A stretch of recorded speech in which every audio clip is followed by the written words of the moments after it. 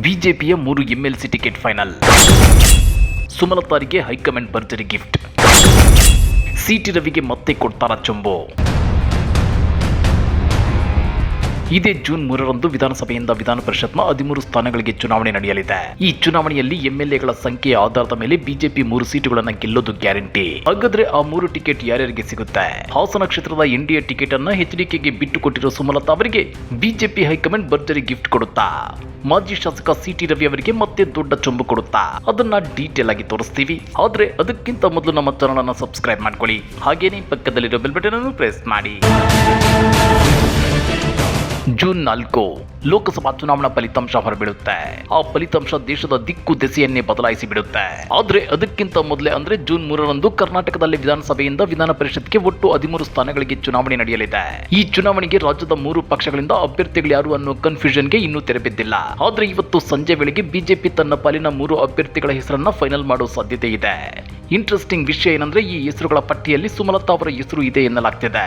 ಮಂಡ್ಯ ಲೋಕಸಭಾ ಕ್ಷೇತ್ರವನ್ನ ತ್ಯಾಗ ಮಾಡಿದ್ದಕ್ಕೆ BJP high command Sumalatha ಅವರನ್ನ ವಿಧಾನ ಪರಿಷತ್ಗೆ ಆಯ್ಕೆ ಮಾಡಿದೆ ಎನ್ನಲಾಗಿದ್ದು, ಇವತ್ತು ಸಂಜೆ ಅಧಿಕೃತ ಪಟ್ಟಿ ಪ್ರಕಟವಾಗುವ ಸಾಧ್ಯತೆಗಳಿವೆ.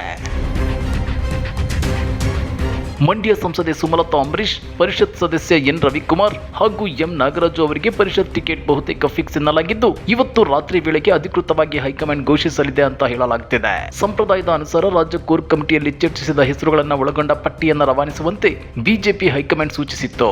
ಅದರಂತೆ ರಾಜ್ಯ ಘಟಕ ನಡೆದುಕೊಂಡಿದ್ದು, ಕೋರ್ ಕಮಿಟಿಯಲ್ಲಿ ಚರ್ಚಿಸಲಾದ 15ಕ್ಕೂ ಹೆಚ್ಚು ಹೆಸರುಗಳನ್ನು ಕೇಂದ್ರಕ್ಕೆ ಕಳಿಸಿಕೊಡಲಾಗಿದೆ. ಆ ಹೆಸರುಗಳಲ್ಲಿ ಮಂಡ್ಯ ಸಂಸದೆ ಸುಮಲತಾ ಅವರ ಹೆಸರು ಇದೆ ಎನ್ನಲಾಗ್ತಿದೆ. ಸುಮಲತಾ ಅವರನ್ನ ಎಂಎಲ್ಸಿ ಮಾಡಿದ್ರೆ ರಾಜ್ಯ ಬಿಜೆಪಿ ಮಹಿಳೆಯರಿಗೆ ಪ್ರಾತಿನಿಧ್ಯ ಕೊಟ್ಟಂತಾಗುತ್ತೆ ಮತ್ತು ಹಳೆ ಮೈಸೂರು ಭಾಗದಲ್ಲಿ ಪಕ್ಷವನ್ನ ಪ್ರಬಲವಾಗಿ ಕಟ್ಟಲು ಇದು ಸಹಕಾರಿಯಾಗುತ್ತೆ ಅನ್ನೋ ಮಾತುಗಳು ಕೇಳಿಬರ್ತಿವೆ. ಹೀಗಾಗಿ ಬಿಜೆಪಿ ಹೈಕಮಾಂಡ್ ಮಂಡ್ಯ ಕ್ಷೇತ್ರವನ್ನ ತ್ಯಾಗ ಮಾಡಿದ ಸುಮಲತಾ ಅಂಬರೀಶ್ ಅವರ ಹೆಸರು ಮುನ್ನೆಲೆಗೆ ತಂದಿದೆ ಅಂತ ತಿಳಿದು ಬಂದಿದೆ.